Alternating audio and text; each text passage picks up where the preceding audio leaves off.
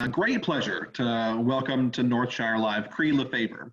She's the author of the memoir Lights On, Rats Out, numerous cookbooks, including the James Beard Award nominated Fish, and her debut novel, which she's presenting today, Private Means. Michael Cunningham, the award-winning author of The Hours, says that Private Means is a lacerating, laser-eyed look at love and its countless manifestations. Cree performs an infinitely complex, exquisitely painful surgery on the human desire to love and be loved. And we are delighted that Cree is joined by Dwight Garner, book critic for the New York Times, former senior editor of the Times Book Review, founding book editor at Salon.com, and Cree's husband. His forthcoming commonplace book, Garner's Quotations, A Modern Miscellany, will be published in November. Please join me in welcoming to Northshire Live, Dwight Garner and Cree LeFavour. Thank you, sir. Thank you. I've got my Northshire book mug here. I'm set. Hi, Cree. Hi, Dwight. How's it going upstairs? You know, I miss bookstores. I really miss crowded books. I miss Chris Morrow's bookstore. I see Chris up in one of these boxes.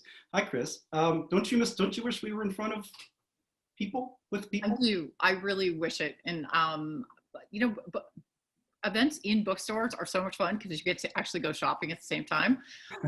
So right now we're all just stuck in our houses and that's the way it goes. So we're making the best of this. And I really appreciate everyone who is willing to open their computer at 5 p.m. today and watch us talk to each other, because it's an unimaginable stretch. You know, if you just jump back in time just a tiny bit, to imagine that we would be doing this for a book event. So we're going to try to make it fun, right? We are. And listen, congratulations on your novel. What's it like having a novel come out during COVID? Does it feel strange, or what does it feel like? It feels really strange. Just kind of the same way everything else feels strange right now. I never imagined that having my first novel come out would be kind of a even more private kind of event in some ways, like not talking to people about my book in person, not sort of handing out copies, not signing copies at a table, all these kind of tactile things that really make, I don't know, make a celebration, make like the publication of your book or any kind of event like that a celebration, have to do with sort of interacting in person with people. So I gotta say it's a little sad, but, you know, we're all doing the best we can, and I am grateful to have a book come out at all. So, well, tell our listeners a bit about Private Means. I mean, you know, it's a book that does a lot of things, and in your mind, tell us about it. So the book is about a couple, and it takes place over the course of a single summer. So it begins on Memorial Day and ends on Labor Day, the most defined sort of summer calendar you can imagine. And it's based on, they live in New York City, and they are traveling to visit various friends on the Cape, and they have his elderly parents live in Vermont. Let's see, they go to the Berkshires and they go to the Hamptons. So they sort of do what New Yorkers kind of do, which is try to get invited out of town if you possibly can, because it's hot as hell in the city. And if you get an invite to go to someone's nice country house, then you do it. So that's kind of what they do through the course of the novel. There's also a dog involved. The dog, who is the wife's beloved dog, Alice, is lost at the beginning of the book. So we're introduced and the dog has been lost. So that's kind of just like a little undercurrent that's occurring throughout the narrative. And their marriage is in trouble. Did I forget to say that? Their marriage is in trouble. Yeah, I was going to ask you to talk a bit about their marriage. So their marriage is what I think a lot of people's marriage can be at various points when you are with, and it doesn't need to be a marriage, obviously, just a couple, points it can reach after many, many years together. So you and I, Dwight, have been married 26 years now. 37. Yeah. You know, we've had some really dark periods. I certainly drew on some of the darker periods in our marriage. Don't overstate it, for Christ's sake. Anyway, go ahead. For this book, only in the sense that this is not a book about our marriage at all. Having said that, I think I was curious to explore the idea of what happens to couples who hit those really low points in their relationships and then stick it out. And then you see them 2 years later and they seem okay. And you wonder what happened. You wonder what made them stay. I was really fascinated by the idea of or just the pull. It's both a positive and a negative pull of family and all these connections we own. Marriage and coupledom and having children, those are really sticky things. They pull us in and keep us in relationships, sometimes to our detriment, sometimes to our benefit. So I just was really curious about what happens when things aren't so shiny in a relationship, and what kind of choices people make about that. And it's kind of an empty nest novel too, isn't it, to some degree?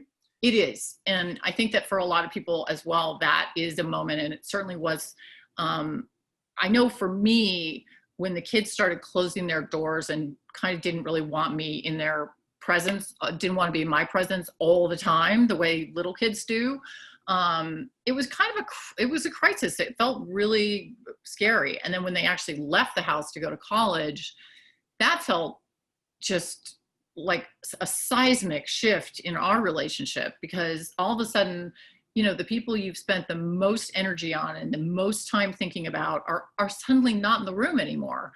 And it's after 18 years, it's a total reconfiguration of the marriage. I mean, we pulled a geographic, we moved to New York City from New Jersey when our kids left, which was, I think, I mean, at least on my part, I consider it was a sort of self-saving move. But anyway, so I was curious to explore what happens when the kids are out of the house, the marriage feels stale, and here, that's what I dreamt up a scenario. And now enter the dog. Tell us about the dog in the novel, because I mean it's a sidelight. I mean it's a serious serious novel, as a comic edge, and then there's this dog. So talk about how the dog works in the novel. Well, the dog is kind of, I gotta say, I wanted the dog just to sort of push things into crisis mode for this couple. So I wanted to see what would happen to the Alice emotionally. That's the female. She's a scientist, actually. She studies murmurations, which are those wild configurations of starlings that form, you know, sort of patterns and groupings in the sky, giant clusters. So she studies the sort of mechanics of those birds, of starlings in general, and other birds that are in murmurations. But so I wanted to see what would happen to her when she lost this sort of thing that is the one animal or the one sort of being that she focuses all her attention on. So I think that pets can do funny things in relationships. So when the dog just disappears, all of a sudden I just wanted to see what would happen. And the characters sort of ended up telling me what would happen. And it was devastating. And it required her to seek kind of emotional solace elsewhere. So you walk around New York City, and I remember with you, and you see all these lost dog signs on telephone poles. And do you think people ever get them back? I don't know. I mean, I put this in my book because I kept seeing these posters in New York City where people are offering $2,000 for the return of their tiny little dog. And I thought, oh my God, what if that were my dog? And the thought was so devastating that I was curious. I don't know if people get the dogs back. I kind of doubt it. It's awful. Was your first novel a slog to write, or did it come moderately easy for you? No, I had a blast writing this book. I just wrote it I started it, you know, like sort of in April one year and finished it by Christmas of that same year. I wrote it really fast. And I wrote it about 3 hours a day, every morning. I just would work every morning, and I brought it with me all over wherever I happened to be traveling, and it just kind of unrolled easily. I find writing fiction a lot of fun when it works. And having said that, I mean, I've tried to work on a novel for the last year and it's gone absolutely nowhere. So don't worry. Writing fiction does not come naturally to me necessarily. This book somehow just wrote itself for me. And in many ways, the characters kind of took over and did that magical thing where they were propelling the story forward in ways that felt a little unexpected to me, which I love that feeling, where it's sort of like, I think it's really the writer's sort of subconscious kind of kicking in and letting that flow happen so that the book kind of writes itself. What was the hardest scene to write? What was the hardest scene to write? I don't know. I mean, there's a big fight in the book that's sort of like the culmination. That was hard to write because it required sort of explaining the mechanics of flying objects that were going between the couple. So I really, I wanted to get that right. And I wanted to get the level of rage and try to articulate, like, if anyone, well, I think most human beings have felt just utterly enraged at someone to the point that they actually want to throw something or do something to them.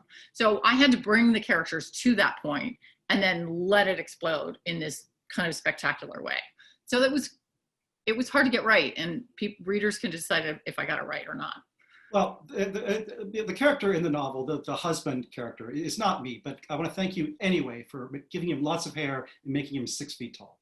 He's very handsome. So at least, just as you are. Thank you for that. Of course. So you didn't really keep to a regular schedule. You wrote when the spirit moved you. No, I kind of did keep to a regular schedule. I wrote every day, and I felt good about writing every day, and it gave me a license to sort of feel like I could live my life all afternoon after having written only for 3 hours in the morning. But I don't know. I don't know how much really good, intense writing a person has in them each day. I think everyone's different. And so it was enough for me. Yeah. So what's it like sitting there writing a novel when your husband, who usually is sitting 5 or 6 feet away somewhere, is a working book critic for the New York Times? Does that mess with your head in any way? I mean, I would hope not. I don't, you know, we've talked about this before, but I'm curious how you feel right now.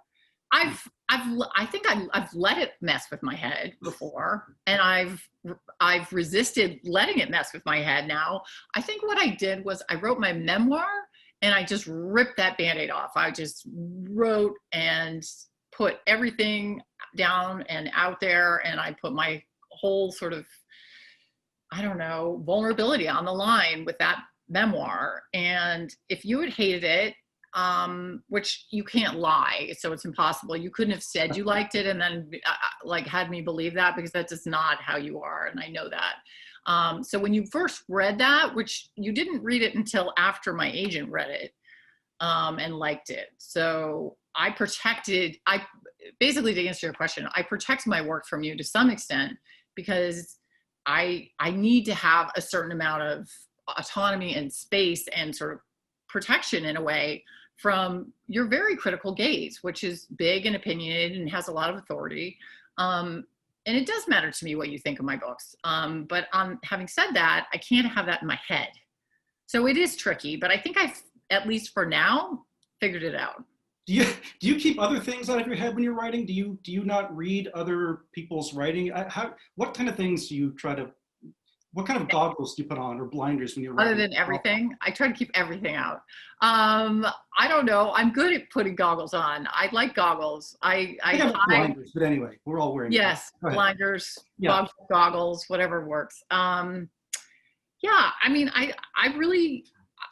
I mostly read older fiction. So I read a lot of 19th century fiction. I read early 20th century fiction. And I don't know, I don't read a ton of immediate contemporary fiction.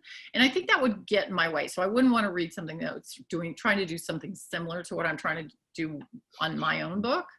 When I was writing my memoir, I wasn't reading a lot of memoir.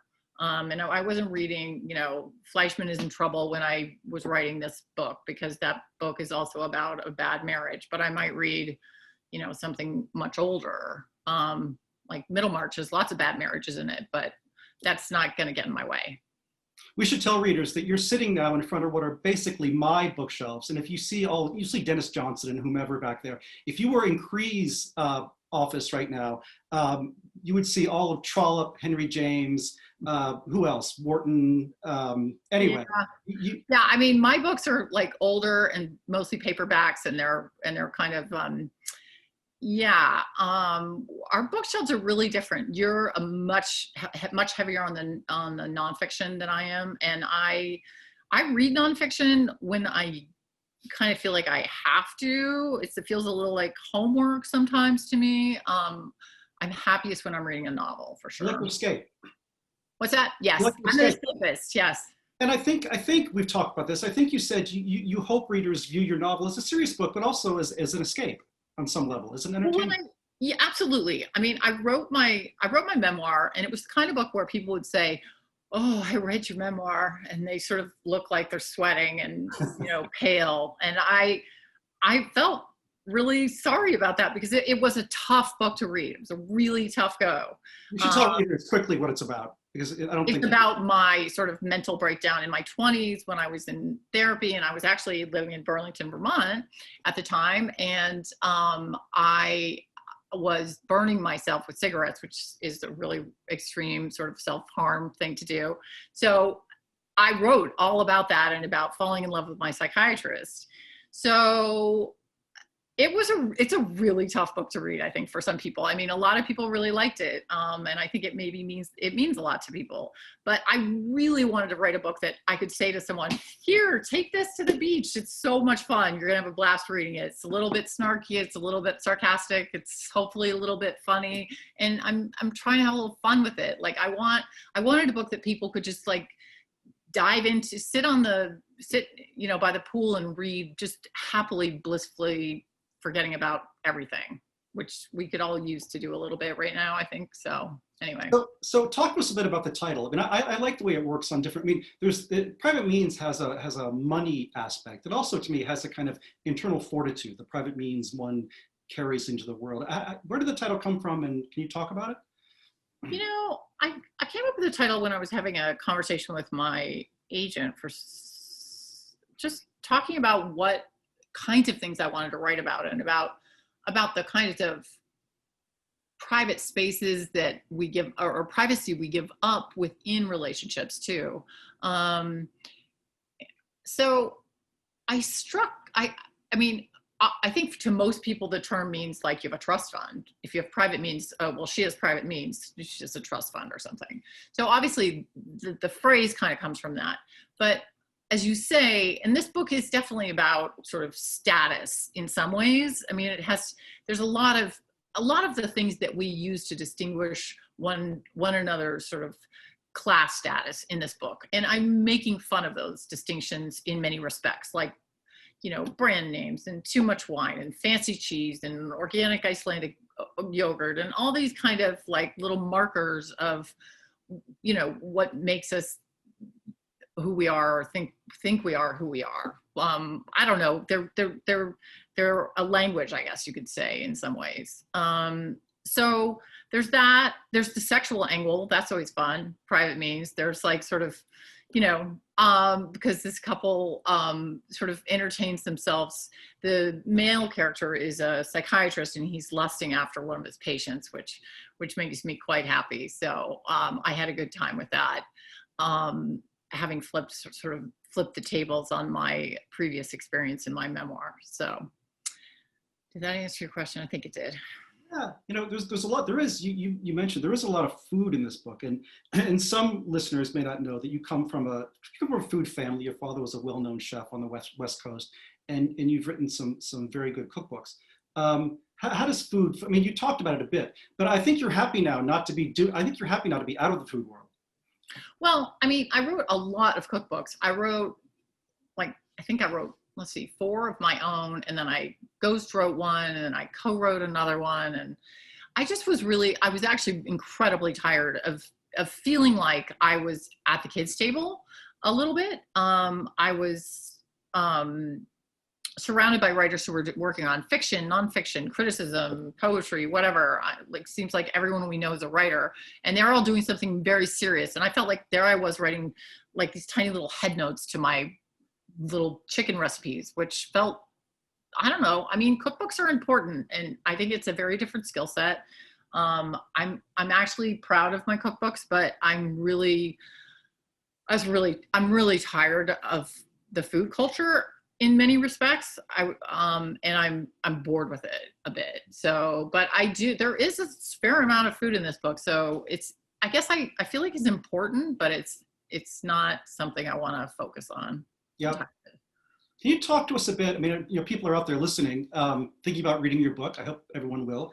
Has it been easy for you to read during COVID? I mean, have you found, I mean, I know for a lot of us, the first few weeks were just devastated and couldn't find the focus. Do you feel like you've gotten your focus back as a reader? I know you're a real reader. I mean, yeah, I mean, I feel like I have, but I do feel like the first, I would say 3 months of the pandemic, I felt just sort of like brain dead. I couldn't keep my mind on the page. I like that feeling when you're just rereading the same paragraph again and again because you can't make it stick in your brain.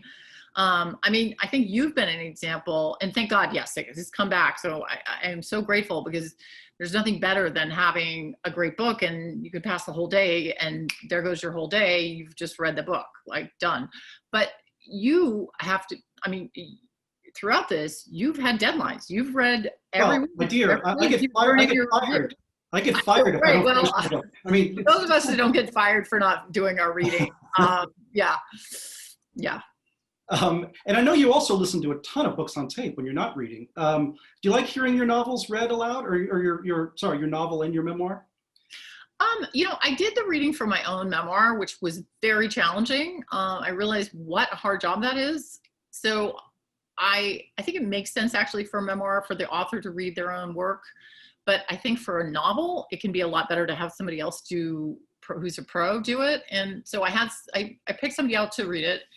It's always funny because it always feels like the tone isn't quite what you imagined, or, I mean, I think she does a wonderful job. And I hope that other people think so as well. I mean, I'm super impressed, and she did, the intonations and the voices and the sort of different attitudes, but everyone's reading is different than your own. So it's a little bit odd actually to hear someone else read my book, I have to say. Yeah. I know that you have strong opinions about audiobooks. Who is the woman you love the most? What is her name? Juliet Stevenson is an amazing narrator. Actress from Truly, Madly, Deeply, right? That was a long time ago. Right. Yes. But she reads all of Austen. She does Middlemarch. she's an incredible narrator. I mean, there's a bunch of that I love. And I am picky about my narrators, because it makes such a difference. Yeah. Let's talk a bit, if you don't mind, about psychiatry, because it plays a huge role in your memoir, of course. And in this novel, you've chosen to write about a psychiatrist again. Why keep returning to? I mean, I know you have strong feelings about psychiatry and very multi-layered feelings. Can you talk a bit about why you wanted to have another shrink in this novel? I just find I have a lot of fun with it. I mean, I think it reduces a lot of what we're thinking about, and a lot of our deepest, most private worries are able to be sort of put on display in a really condensed form. So I have sessions in this book that are told from the perspective of psychiatrists.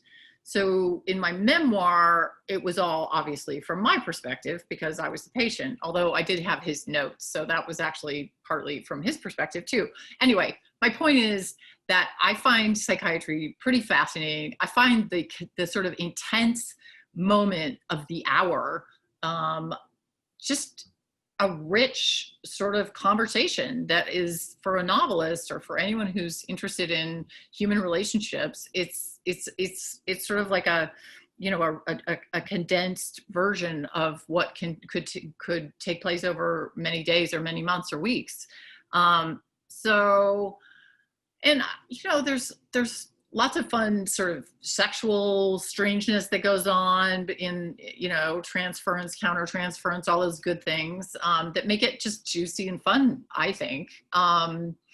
It really was, I enjoyed being in the head or in the imagined head of my psychiatrist, Peter, Dr. Nutting, in this book. It was a very different experience for me, and one I might have to return to. It's fun. Different question. Do you have superstitions as a writer? I mean, when I write, I tend to bring I have a favorite mug, and I bring it in when I write. If I don't have it, it's not the end of the world, but I like my mug.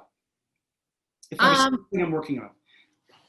I mean, I've had mugs that I really needed to have, but it depends on how my OCD is flaring up, how badly I need my mug, but I keep breaking them. So when you don't have your mug anymore, it makes it really difficult to be, you haven't broken that very special mug of yours. I've had it for years. It's amazing.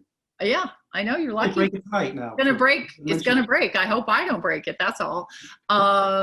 So no, I don't really. I mean, I'm sure I do. I have a million superstitions about all kinds of things, but I don't think I do about that. And actually, in some ways, I think I endeavor not to have them and not to make it a fuss. So if I have a thought about my book, or if I have something I want to work on, I'll just pull out my computer and do it and not make a fetish out of it. Okay. Boy, I mean, here in COVID land, what else can you do? What do writers do when you talk to people? What do people do to get the word out these days? I mean, probably it's a question for our hosts, but I mean, yeah. Is it just a question of doing some of these and trying to get noticed online? I mean, I've tried to do, Instagram and Facebook and all those things, but I always find myself incredibly diminished by social media. It makes me feel terrible. Like I just don't like it. I don't think I'm good at it. I think some people are naturals at social media, and I'm just not one of those people. I make myself do it because I really want people to read this book, and I need to let people know what it's about and that it's out there. But I find social media really draining, actually. It's a little bit like that classic introvert extrovert thing. You either gain sort of energy from being on social media and it fuels you, or you just get sucked dry by it. And I'm definitely in the sucked dry category. Interesting. Can you hold the cover up so we can look at it? Do you have the cover right there? Here it is. A little higher. It's got birds. A little closer. Well, a little higher. Oh, a little higher. Yeah. Oh, there we go. Yeah. So it has the birds. It has starlings on it, which I think is are quite beautiful. I think it's a beautiful cover. We had to work hard to get it, but Grove did a really great job. And Grove in general is just a terrific place to have a book come out, because Elizabeth, my editor there, is amazing. She's been Elizabeth Schmitz. Yes, she's wonderful. And I worked with her on my memoir as well, so I feel very lucky. Yeah. Now, I mean, is it possible when your book is in the middle of coming out and these moments, is it possible to work on new material, or do you find yourself just sort of just caught up in what's happening now? I haven't been. I gave up on the novel that I was working on when the pandemic hit, because I couldn't even read, much less write. So I kept trying to go back to it, but it wasn't going very well anyway. And then the pandemic sort of shifted everything. I mean, it just changed the whole landscape of how we're thinking about things and what matters to us. And so I think if I do go back to that particular book that I worked for a year on, I'm going to have to really revamp it. And I think I might. I don't like to give up on something. I mean, I know there's a fallacy of sort of lost time, lost causes, like that you think, you've put in so much time on something and you shouldn't give up on it. But I actually feel like if I've worked on something for a long time, there's generally something there that I want to figure out or want to say, and that it's worth trying to dig around until I figure it out. Are you a huge reviser? I am a huge reviser, but I'm not a perfectionist. So does that make sense? I'm a perfectionist ultimately, I think, but I'm not the kind of person who can't keep writing until everything's perfect above it. So some people are just like, can't possibly write the next sentence until everything preceding it is just the way they want it. And I'm not that ruthless with myself. I write. I'm not ruthless, which is why you've written 9 books and I've written sort of a half of one. So your method. You do have a book coming out. Do you want to tell about your book coming out in November? I would like to hear you describe it. It's a lot of fun. It's a little ways away. It's a book of quotations. I've kept since I was quite young as a reader what's known as a commonplace book, which is just where readers traditionally have written down favorite lines, favorite paragraphs from books they love. And these were more necessary back, before we had Xerox machines and things, because there might only be one copy, or before we had proper printing press, a town might have one copy of a book and you might never see it again. So you would write down things to sort of have and have with you. And I've been writing down favorite quotes and paragraphs and lines in categories for about 40 years now. And I have this kind of critique of books of quotations, which is I find a lot of them really sort of dull. They kind of lean on, penny saved is a penny earned. And those are all really worthy things, but I'm tired of the same quotations. And most books of quotations skew to the upbeat, to sort of the chicken soup for the soul kinds of things. And most of the quotes in my book are about really dark, horrible things that will make you laugh and everything that goes wrong in life. I have a section on there's a lot of vomit quotes in there. I mean, it's just the other kind of quotation that I think books of quotation leave out. A lot of things that amuse us. One of the things I say in my introduction is that it's generally acknowledged among critics that the best lines in any novel tend to have the word fuck in them. And those lines cannot appear in the New York Times or many other places. So I've saved them all up and they're in this book, There you go. All the filthy quotes that I think are great. So it's that kind of book, and we'll see. It's an oddity for sure. No, it's not an oddity, and I actually find it really beautiful. It's kind of a prose poem in a way, because it's not organized by category. So I love the way that you can actually read it as a book. Instead of just, you could open it anywhere and obviously find a terrific quote, but I really enjoy reading it. It's almost like your perfect little autobiography. Anyway, Crees, right, there are no categories in it. It kind of reads like a long poem. The quotes just flow into one another, and I try to make them play off one another. So I've never seen a book quite like it. I'm sure there must be somewhere, but anyway, look for it on, the day after the election. We're all going to be either partying or killing ourselves, so maybe no one will read this book. We're going to be drunk either way, right? The day after the election? Wow, yeah. That's a gauntlet to lay down to come out. Election day or something. Yeah, maybe my publisher's trying to tell me something. Anyway, so that's coming out, and yeah. It's good. It's good. Did you guys have questions for us? So yeah, we can transition to audience questions. Folks who want to ask a question can either do so on camera and be part of the recording for YouTube, or if you want to type a question in the chat, David and I will read them out from there. And I would love to kick it off if folks are okay with that. You two mentioned a little bit about your process with each other in terms of, Dwight, it sounds like you only saw the book after Cree, your agent, had read it. I wondered, and I'm asking this selfishly because I'm also married to a writer, how you came to that process, how you came to that being the way that you were going to do this. And Dwight, is it the same in reverse? At what phase does Cree get to see your writing? Well, I would say, I think Cree paid me a compliment in a way by saying that, I'm a critic and I don't really like to lie to people. If I don't like something, I'm not mean about it. And, if I'm talking to someone I love or a friend, but if I don't like something, I'll try to make suggestions and offer, ideas. And I will try to not just say this is not good, but Cree knows that she's written things in the past that I didn't like.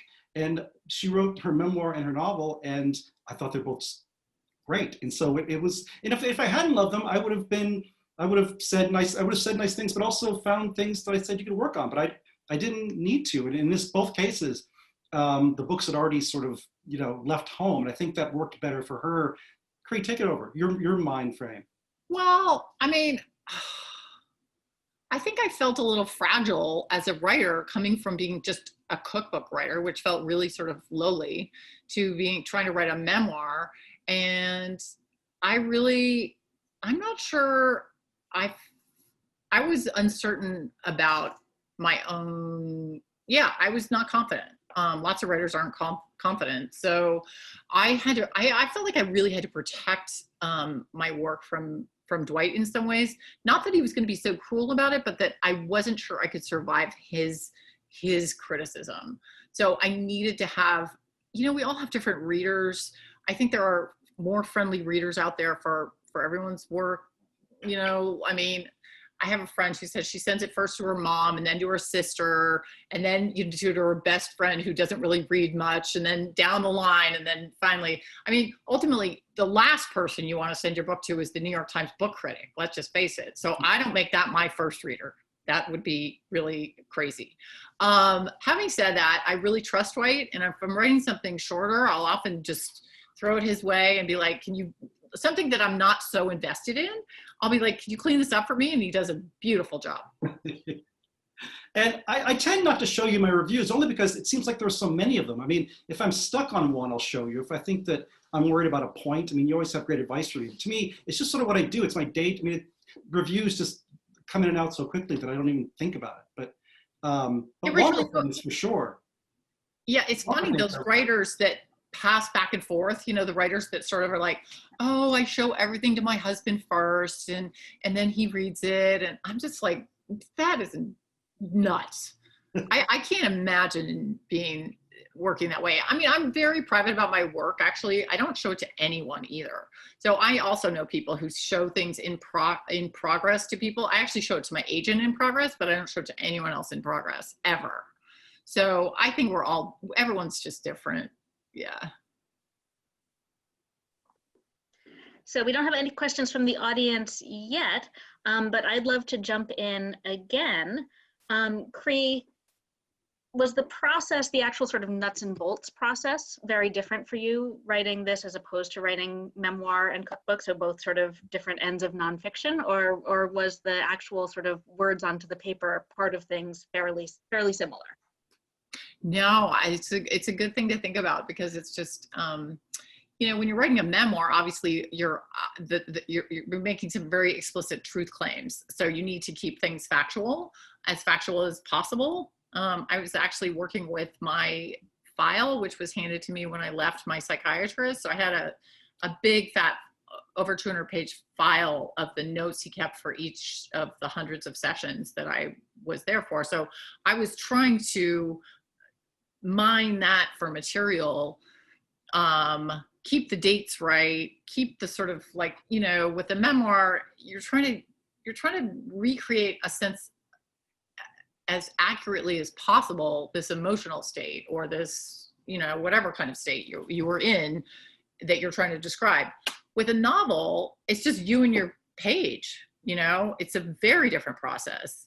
And with cookbooks, it's purely like, cookbooks are like writing a manual. I mean, it involves, literally testing the recipes several times and then correcting, rewriting. I mean, it is just a sort of technical. Well, but also you're not you're more of an intuitive cook. So I don't think it cuts against the grain for you a little bit. Correct me if I'm wrong, to even write down recipes. I mean, I think and to measure things for me is really super annoying. But when you're writing a cookbook, you actually have to measure things so that people can duplicate it. So I find it so annoying to do that, but I did it. So yeah, very different processes. I think novels are way more fun to write if they're going well. Cree, you had mentioned earlier, just talking about cookbooks, this dovetails with that, we wanted to give up on the whole aspect of it early on. What about cookbooks was it? I mean, Rachel and I have both talked about how we've sort of fallen in love with cookbooks. And I know, measuring stuff, I don't measure when I cook either. That could be right. irritating, but could you expand? I don't know. I get a lot of, I do get criticized from people for sort of denigrating cookbooks in some ways, like saying that somehow other forms of other kinds of genres of writing are better or more important or more substantial. And I guess in some ways I do feel like they are. Like, I respect novels way more than I respect any cookbook. I don't care if it's Julia Child or Jacques Pepin or whoever. I just do. I just think it's a more challenging form. I think it's harder to put together. And I think it requires a lot more nuance and sort of, I don't know. So I do respect that. I respect it more, I guess, as a form. Having said that, there are cookbooks that are certainly could be considered literature in many ways. So I don't mean to sort of trash the whole thing. I think I've gotten weary of food culture in some ways. I don't watch food TV. I think the emphasis on, I don't know what I'm trying to say here. Like, I just think I think food culture has gotten a little out of control. I'm going to put it that way. So, and I rather just like remove myself from it slightly. It's funny.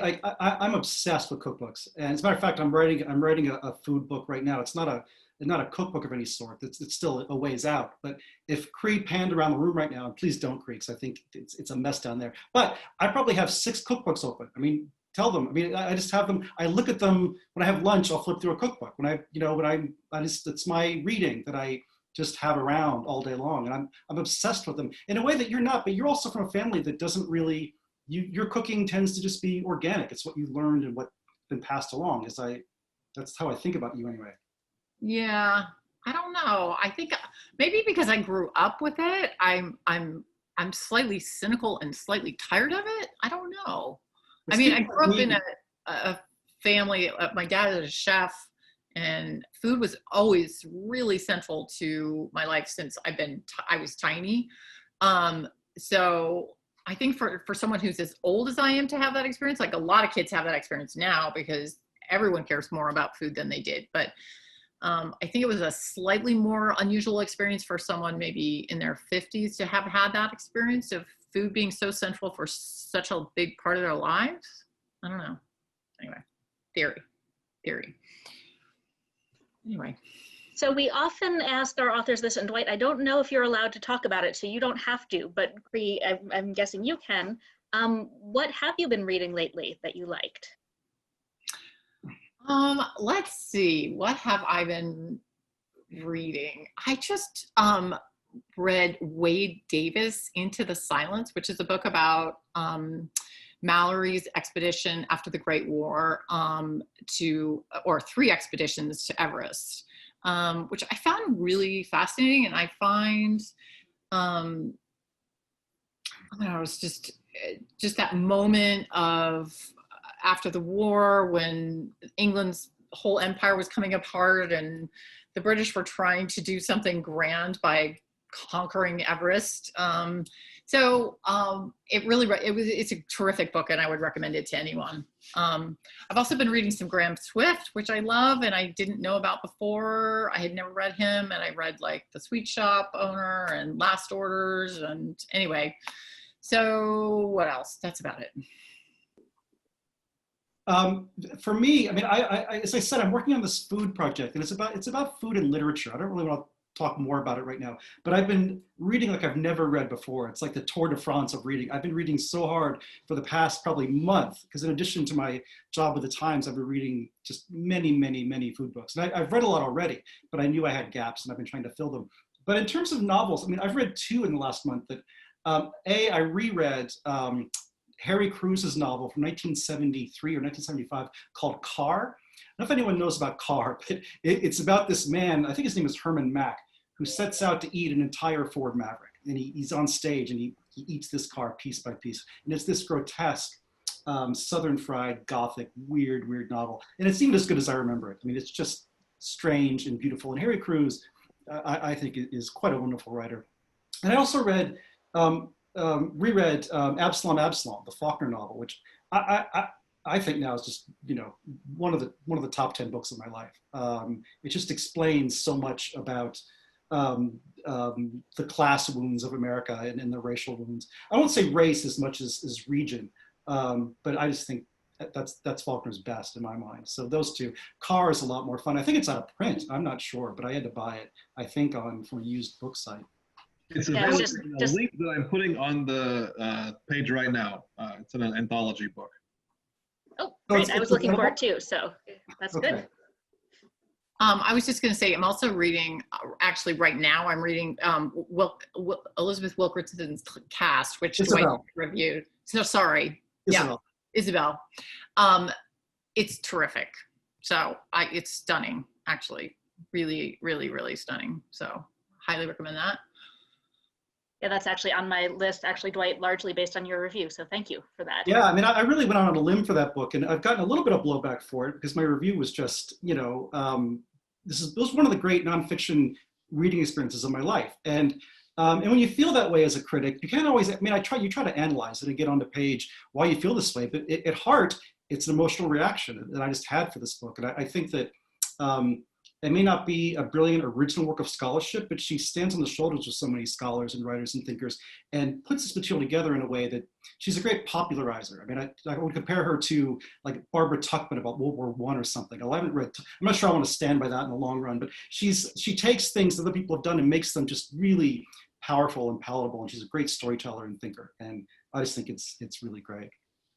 I'd just like to second that. I'm about 100 pages into it, and the way she finds analogies and metaphors and these things are amazing. And I'm from Louisiana, and I had a very strange experience actually when I was reading it. I was reminded of a couple of moments in middle school history classes that were very unsettling in my education.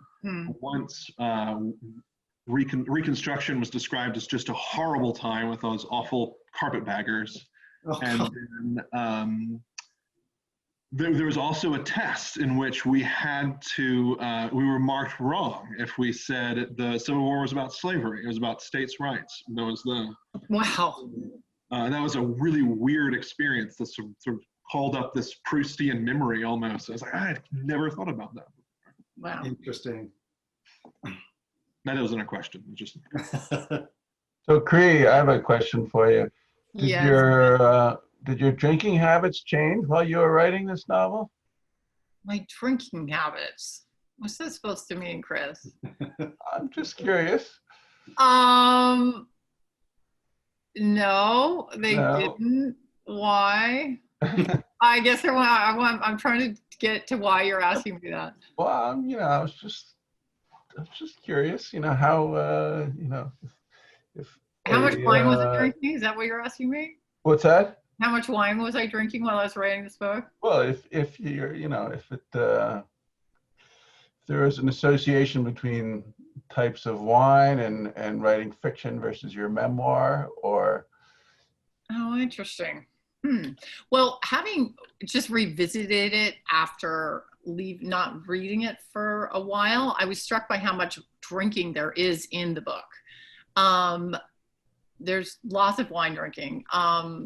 So if anything, it probably propelled me to drink nicer wine, since I was writing about slightly nicer wine than I usually drink, like maybe a Chablis instead of like some sort of inferior French Chardonnay. I don't know. I would say had no effect, but I'm going to ponder your question and compliment your beard. Oh yeah, thank you. My COVID beard. It's awesome. It's coming along. It's awesome. I like your office too. Unfortunately, my IT guy got this wide-angle camera for me, and so It's now all you on can display. see way out and the piles in the background. It's all on display. But congratulations, we're so excited. Well, thank you. And thank you for having us. It's really great. Too bad you can't be here in person. I know. I really wish we could. For the paperback. I know. For the paperback, will you have me? I would love it. So I think, oh, sorry, go ahead, Chris.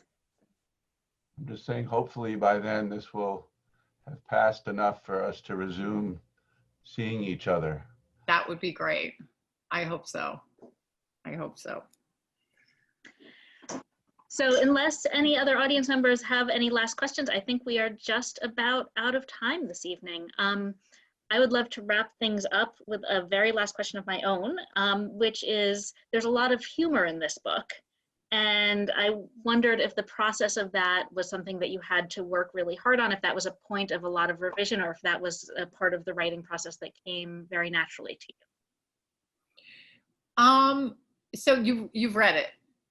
I've read a little bit of it, little snippet. I haven't made it all the way the files are. That's fair enough. That's fair enough. So yeah, I mean, it's a little bit wry. Like, I'm slightly making fun of this couple. They're based on, you know, people I've encountered through my life and people I've known in New York, and just observations of what city life can be like and what our contemporary sort of privileged existences can feel and look like. And I don't know, I find it funny. Human beings are funny. We're very, we're variable and unpredictable and mean and lustful, and we've got all these different different parts of ourselves. And I find I am forced to find these things funny. So if I communicate that at all, I'm thrilled. It definitely came through in the part that I read. Good. I'm glad. It's supposed to be funny. So it's, if you don't find it at all funny, you might find it like kind of a bummer, I guess. Anyway, so. Well, fantastic. Cree and Dwight, thank you both so much. This was a really fun evening, a great time. Audience, thank you so much for being here. Great to see a couple of people and know a bunch of you are there watching off camera. Thank you for being here this evening. We will see you later on this week. We've got J.R. Ward on Thursday, and then more great events next week, and we'll see you all soon. Thanks so for much, having everybody. us. Have a great night. Thank you. Thanks so much. Good evening, y'all.